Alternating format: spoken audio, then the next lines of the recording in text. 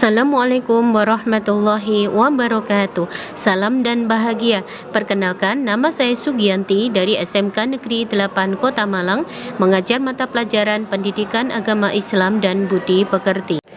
Pada video kali ini saya akan melaksanakan aksi nyata penerapan pembelajaran berdiferensiasi dengan model Discovery Learning dan studi kasus yang telah terintegrasi dengan TIK, yakni pemanfaatan LMS Moodle Selapan dalam pembelajaran saya.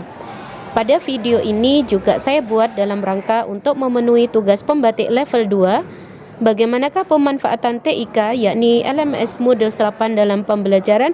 Mari simak video berikut ini. Assalamualaikum warahmatullahi wabarakatuh. Bagaimana kabarnya Bapak Ibu Guru hebat? Semoga senantiasa sehat dan bahagia. Bapak Ibu Guru hebat, Ki Hajar Dewantara mengatakan bahwasanya yang menjadi tujuan pembelajaran yakni menuntun segala kodrat yang ada pada anak sesuai dengan kodrat alam dan zaman, agar mereka dapat mencapai keselamatan dan kebahagiaan yang setinggi-tingginya baik sebagai manusia maupun anggota masyarakat. Untuk mencapai tujuan pendidikan tersebut, maka kita sebagai seorang guru dituntut bagaimana kita mampu mengusung pembelajaran yang dapat berpihak kepada peserta didik dan mampu mengusung pembelajaran yang sesuai dengan karakter murid kita sekarang. Murid kita sekarang disebut sebagai generasi post Gen Z atau disebut juga sebagai generasi alpha, yakni murid kita telah tumbuh di tengah perkembangan teknologi yang terus berlanjut, termasuk kehadiran kecerdasan buatan, realitas virtual, dan Internet of Things. Murid kita sudah biasa dengan perkembangan teknologi sejak dini dan seringkali menjadi pengguna yang mahir dalam menggunakan teknologi. Berdasarkan latar belakang rendahnya motivasi belajar siswa kelas 10 RPLC dalam pembelajaran PAI dan Budi Pekerti dan kurang mampunya siswa di dalam memahami materi PAI setelah melakukan eksplorasi melalui pelaksanaan praktik baik, ditemukan salah satu penyebab rendahnya motivasi belajar siswa, salah satunya adalah model pembelajaran yang kurang inovatif. Metode konvensional yang biasa digunakan oleh guru kurang melibatkan siswa dalam belajar bersama. Untuk menyelesaikan permasalahan tersebut, maka saya menerapkan model pembelajaran Discovery Learning dan studi kasus untuk memungkinkan siswa dapat terlibat aktif dalam pembelajaran dengan saya integrasikan dengan TIK Moodle Selapan. Pada kegiatan A persepsi, langkah pertama yang saya lakukan dalam pembelajaran di kelas adalah yang pertama, mengucapkan salam dan berdoa. Yang kedua, menanyakan kepada siswa terhadap pelajaran yang sudah dipelajari pada pertemuan sebelumnya dan menanyakan apa yang telah dirasakan. Dan yang ketiga, mengajak siswa untuk membuat kesepakatan kelas.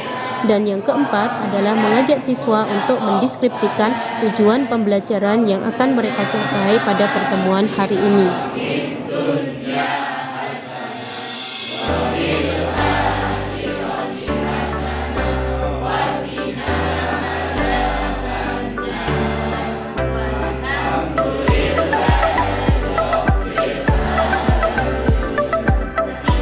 Ada yang masih ingat tujuan pembelajaran yang ketiga bunyinya apa? Tujuan pembelajaran yang keempat bunyinya apa? Oke, boleh dibaca yang keras, Mbak? Ya kan? Iya betul. Boleh.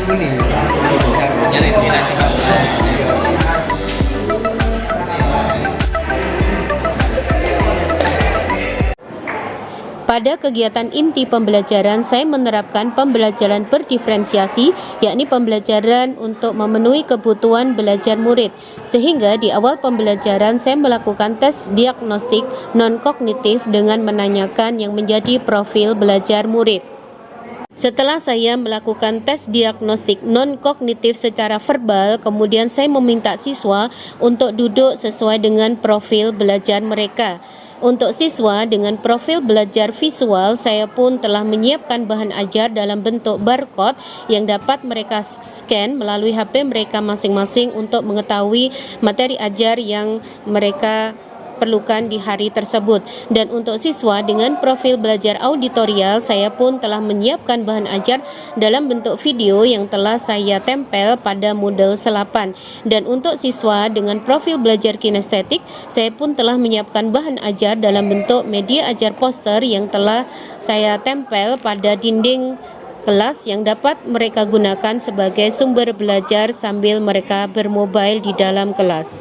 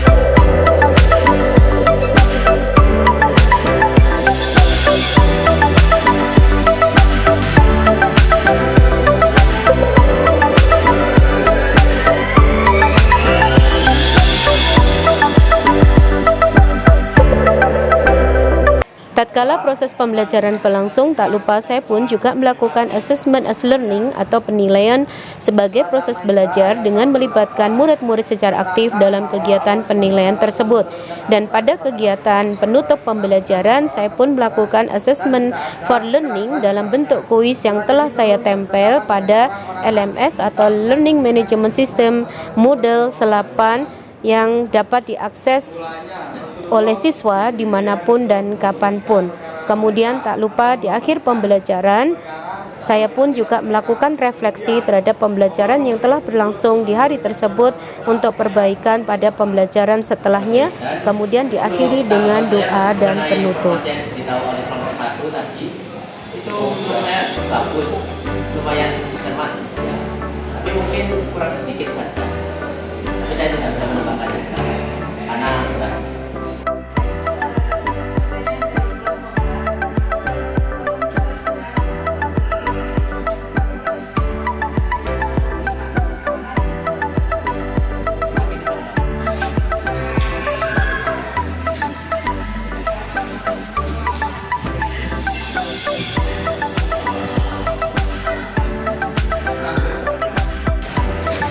ya, dari kelompok 3 saya pribadi senang dengan cara pembelajaran seperti ini karena setiap siswa bisa belajar dengan